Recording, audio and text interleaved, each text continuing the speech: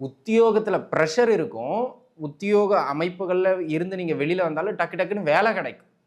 வேலை வாய்ப்புகள் கிடைக்கக்கூடியது மாதிரியான அற்புதமான காலகட்டம் இந்த காலகட்டம்.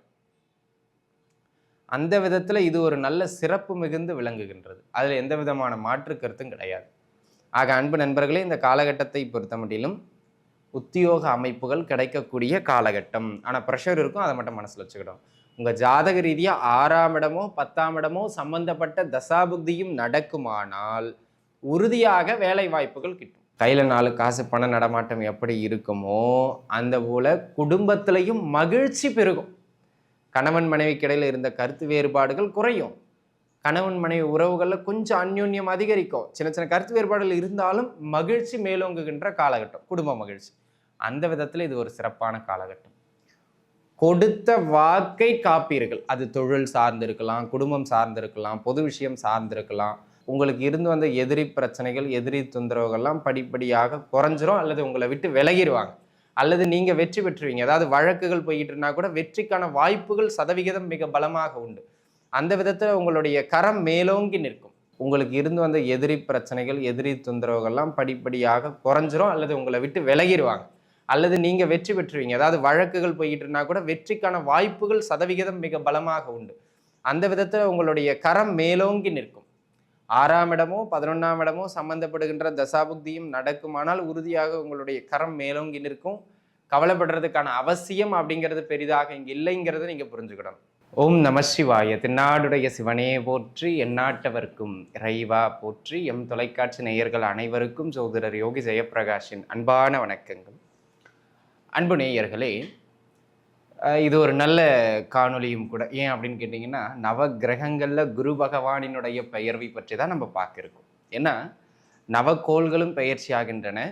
வருடத்திற்கு ஒரு முறை பெயர்ச்சியாகி 12 ராசி நேயர்களுக்கும் அவர் எங்கு அமர்ந்தாலுமே நன்மைகளை செய்வார். 12 வீடுகளிலும் நன்மைகளை செய்கின்ற ஒரே கிரகம் அப்படின்னு பார்த்தீங்கன்னா அது குரு பகவான் தான். சில தீமைகளையும் தருவார். ஜென்மகுரு, அட்டமகுரு, சில அமைப்புகளில் வரும்போது தீமைகள் உண்டு. ஆனால் அந்த இடங்கள்லையும் அந்த வீட்டுக்கு ஏற்றார் மாதிரியான நன்மைகளை கொடுத்து தான் தீமையை செய்வார். அந்த விதத்தில் குரு பார்க்க கோடி நன்மை. நவ கிரகங்கள்லேயே அனைத்து விதமான சுபத்தன்மைகளையும் ஒரு கிரகம் தரும் அப்படின்னு சொன்னால் அது குரு பகவான். ரொம்ப நல்லவருங்க. வருடத்திற்கு ஒரு முறை ஒரு ராசியிலிருந்து இன்னொரு ராசிக்கு பெயர்ச்சி பெறுவார். அந்த விதத்தில் தற்பொழுது ரிஷப ராசிதனில் அமர பெற்றிருக்கின்ற இந்த குரு பகவான் வந்து பார்த்துக்கிட்டிங்கன்னாங்க, வருகின்ற மே மாதம் 14ஆம் தேதி அன்று இப்பொழுது இருக்கின்ற ரிஷப ராசியிலிருந்து பெயர்ந்து மிதுன ராசிக்குள்ளாக செல்லுகிறார்.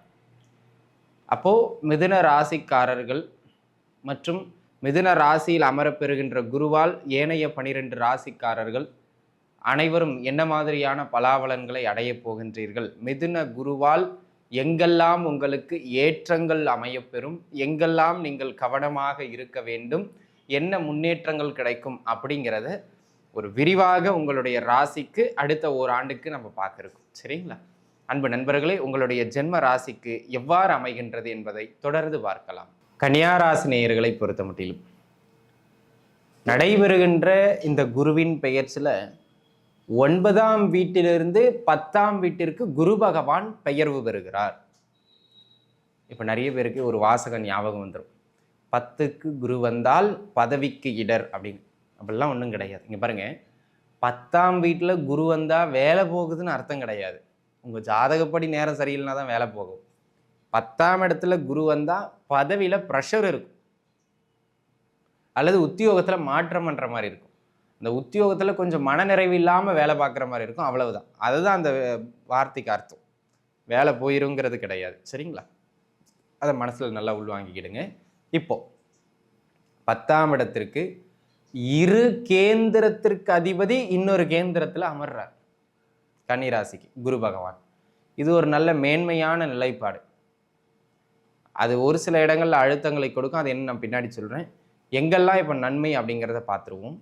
அதற்கு முன்பாக 10ஆம் வீட்டிலே அமர்ந்த குரு பகவான் தனது 5ஆம் பார்வையாக உங்கள் ராசிக்கு தனஸ்தானத்தையும் 2ஆம் வீட்டையும், தனது 7ஆம் பார்வையாக உங்களுடைய ராசிக்கு சுகஸ்தானத்தையும் 4ஆம் வீட்டையும், தனது 9ஆம் பார்வையாக உங்களுடைய 6ஆம் வீட்டையும் பார்க்கிறார். இதில் பாருங்க, அவர் அமர்ந்த இடம் சிறப்பு இல்லைனாலும் பார்க்கின்ற ஒவ்வொரு இடமும் சிறப்பாக இருக்கு. அதுலேயும் குறிப்பாக 2ஐயும் 4ஐயும் பார்க்கறது குருங்கிறது ஒரு நல்ல யோக நிலைப்பாடு. சரிங்களா? சரி, என்னெல்லாம் எப்படி இருக்கு அப்படிங்கிறத பார்த்துருவோம். முதல் அமைப்பாக உத்தியோகத்தில் ப்ரெஷர் இருக்கும். உத்தியோக அமைப்புகளில் இருந்து நீங்கள் வெளியில் வந்தாலும் டக்கு டக்குன்னு வேலை கிடைக்கும். வேலை வாய்ப்புகள் கிடைக்கக்கூடியது மாதிரியான அற்புதமான காலகட்டம் இந்த காலகட்டம். அந்த விதத்தில் இது ஒரு நல்ல சிறப்பு மிகுந்து விளங்குகின்றது. அதில் எந்த விதமான மாற்று கருத்தும் கிடையாது. ஆக அன்பு நண்பர்களே, இந்த காலகட்டத்தை பொறுத்த மட்டிலும் உத்தியோக அமைப்புகள் கிடைக்கக்கூடிய காலகட்டம். ஆனால் ப்ரெஷர் இருக்கும், அதை மட்டும் மனசில் வச்சுக்கிடும். உங்கள் ஜாதக ரீதியாக 6ஆம் இடமோ 10ஆம் இடமோ சம்பந்தப்பட்ட தசாபுக்தியும் நடக்குமானால் உறுதியாக வேலை வாய்ப்புகள் கிட்டும். 2வது, ஒரு சிலருக்கு கௌரவ அந்தஸ்து அல்லது கௌரவ பட்டம், ஒரு அங்கீகாரம் தொழில் சார்ந்தோ அல்லது சமூக வாழ்க்கையில் இருக்கிறவங்களுக்கு பொது வாழ்க்கை சார்ந்தோ கிடைக்கும். ஜாதக ரீதியாகவும் 10ஆம் இடமோ 11ஆம் இடமோ சம்பந்தப்பட்ட தசாபுக்தியும் நடக்குமானால் இந்த அங்கீகாரங்கள்லாம் உறுதி செய்யப்படுங்கிறதுல மாற்று கருத்து கிடையாது. அதனை அடுத்த அமைப்பாக அன்பு நண்பர்களே, இந்த காலகட்டத்தை பொறுத்த முடியும் வேற என்ன அமைப்பு அப்படின்னு கேட்டுக்கிட்டிங்கன்னா, இந்த காலகட்டம் நல்லா புரிஞ்சுக்கிடுங்க. 3 விஷயம். முதல் அமைப்பு, கையில் 4 காசு வருமானத்தை தந்துக்கிட்டே இருக்கும். ஆமாங்க, கையில் நல்ல வருமான ஓட்டத்தை தந்து கொண்டே இருக்கக்கூடிய ஒரு காலகட்டமாக இந்த காலகட்டம் அமைகின்றது. உங்கள் ஜாதக ரீதியாக 2ஆம் இடமோ 11ஆம் இடமோ சம்மந்தப்பட்ட தசாபுக்தி நடக்குதுன்னா உறுதியாக அந்த வருமான அமைப்புகள் வந்துக்கிட்டே இருக்கும். ஒன்று வேலை இருந்து வருமானம் வந்துக்கிட்டே இருக்கலாம், அல்லது நீங்கள் யாருக்காவது பணம் கொடுத்துருந்தீங்க, அது வர வேண்டி இருக்குன்னா அது வந்துடலாம். அதெல்லாம் தராமல் இருக்காங்கன்னா இப்போ போய் கொஞ்சம் கேட்டு அழுத்தம் கொடுங்க. பண வரவுகள் வர வேண்டி இருப்பவர்களுக்கு வந்து சேருகின்ற நல்ல காலம் இந்த காலம். அதை நீங்கள் புரிஞ்சுக்கிடணும். சரிங்களா? அந்த விதத்தில் இது ஒரு மேன்மையான அமைப்பு. அதனை அடுத்ததாக அன்பு நண்பர்களே, இந்த காலகட்டத்தை பொறுத்த மட்டிலும் வேற என்ன அப்படின்னு கேட்டுக்கிட்டிங்கன்னா, கையில் 4 காசு பண நடமாட்டம் எப்படி இருக்குமோ அந்த போல குடும்பத்திலையும் மகிழ்ச்சி பெருகும். கணவன் மனைவிக்கு இடையில் இருந்த கருத்து வேறுபாடுகள் குறையும். கணவன் மனைவி உறவுகளில் கொஞ்சம் அந்யோன்யம் அதிகரிக்கும். சின்ன சின்ன கருத்து வேறுபாடுகள் இருந்தாலும் மகிழ்ச்சி மேலோங்குகின்ற காலகட்டம், குடும்ப மகிழ்ச்சி. அந்த விதத்தில் இது ஒரு சிறப்பான காலகட்டம். கொடுத்த வாக்கை காப்பீர்கள். அது தொழில் சார்ந்திருக்கலாம், குடும்பம் சார்ந்திருக்கலாம், பொது விஷயம் சார்ந்திருக்கலாம். கொடுத்த வாக்கை காப்பாற்றி உங்கள் பேரை நிலைநாட்டி கொள்ளுகின்ற அற்புதமான காலகட்டம். 2ஆம் இடமோ 11ஆம் இடமோ சம்பந்தப்படுகின்ற தசாபுக்தியும் நடக்குமானால் உறுதியாக சொன்ன சொல் தவறாமல் செஞ்சு முடிப்பீங்க. அதனால உங்கள் மீது பலருக்கும் நம்பிக்கை ஏற்படுகின்ற காலகட்டம். அந்த விதத்தில் இது ஒரு நல்ல சிறப்பு மிகுந்து விளங்கக்கூடியது மாதிரியான காலகட்டமாக அமையப்பெறுகின்றதுங்கிறதா விஷயம் இங்க. சரிங்களா? அதில் மாற்றம் இல்லை. அதனை அடுத்ததாக அன்பு நண்பர்களே, இந்த காலகட்டத்தை பொறுத்த மட்டிலும் வேற என்ன அமைப்புகள் அப்படின்னு கேட்டுக்கிட்டிங்கன்னா, இந்த காலகட்டம் தொழில் செய்து கொண்டிருப்பவர்களுக்கு தொழிலில் ஓரளவுக்கு நல்ல நகர்வு, தொழிலில் ஓரளவுக்கு வருமான ஓட்டம், தொழிலில் ஓரளவுக்கு லாபம்னு தொழில் சார்ந்து நல்ல நகர்வுகளை ஏற்படுத்துகின்ற காலகட்டம்.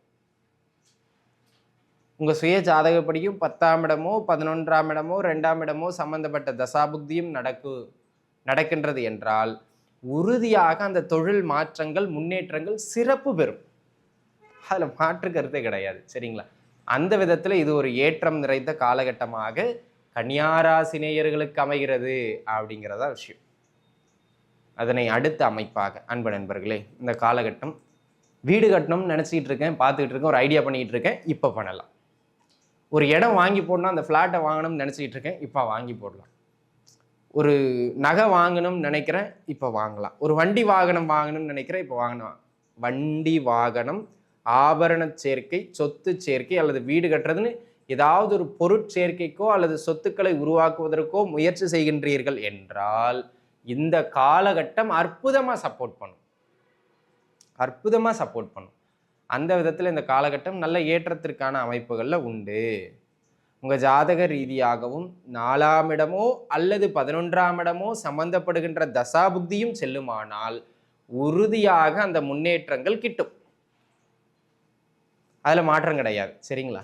ஆக அந்த விதத்தில் இந்த காலகட்டம் ஒரு சிறப்பு மிகுந்த காலகட்டமாக அமையப்பெறுகின்றது அப்படிங்கிறத பார்த்துக்கிடுங்க. இது ஒரு அமைப்பு. அதனை அடுத்ததாக அன்பு நண்பர்களே, இந்த காலகட்டத்தை பொறுத்த மட்டிலும் வேற என்ன விஷயம் அப்படின்னு கேட்டிங்கன்னா, உங்களுக்கு இருந்து வந்த எதிரி பிரச்சனைகள், எதிரி தொந்தரவுகள்லாம் படிப்படியாக குறைஞ்சிரும் அல்லது உங்களை விட்டு விலகிருவாங்க. அல்லது நீங்க வெற்றி பெற்றுவீங்க. அதாவது வழக்குகள் போயிட்டு இருந்தா கூட வெற்றிக்கான வாய்ப்புகள் சதவிகிதம் மிக பலமாக உண்டு.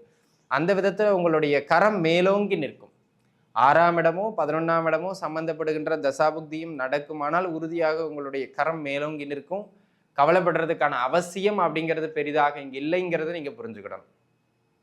சரிங்களா? படிப்புல கொஞ்சம் மந்தமான போக்குல நிதானமாக இருந்த பிள்ளைகள் கூட படிப்புல கொஞ்சம் ஆர்வம் பெற்று படிப்புல ஒரு நல்ல நகர்வுக்கு வந்துருவாங்க.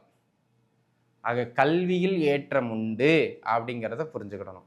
ஜாதக ரீதியா 2ஆம் இடமோ 4ஆம் இடமோ சம்பந்தப்பட்ட தசாபுக்தியும் நடக்கின்றது என்றால் உறுதியாக கல்வியை பொறுத்த மட்டிலும் ஒரு நல்ல நகர்வு பெறக்கூடிய வாய்ப்பு இந்த காலகட்டத்தில் உண்டுங்க. அந்த மாதிரியான ஒரு அமைப்பு. அதனை அடுத்த அமைப்பாக அன்பு நண்பர்களே இந்த காலகட்டம் வேறு எதற்கு சிறப்பு அப்படின்னு பார்த்துக்கிட்டிங்கன்னா,